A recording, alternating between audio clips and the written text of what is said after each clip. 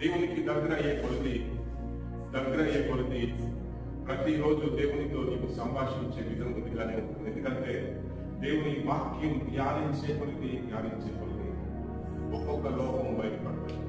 ఎందుకంటే వాక్యం అర్థం అంటేది కాదా, వాక్యం చదవాలని దగ్గర చేస్తుంది. ఎందుకంటే అపవాది విడిచిపెట్టడు. ఇది సాతాను చేసే, దురాత్మలు చేసినటువంటి పని ఇది.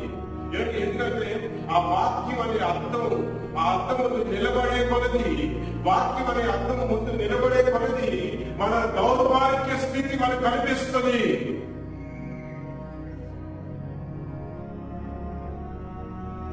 పశ్చాత్తాపం ఏర్పడుతుంది. పౌలు గారు చెప్తున్నాడు, ఎంత దౌర్భాగ్యుడు, ఈ శరీరం మరణానికి లోనైనటువంటి ఈ శరీరం నాకు ఉంది కదా, ఈ శరీరం మరణానికి లోనైనటువంటి ఈ శరీరం నన్ను తప్పించేవాడు ఎవరు?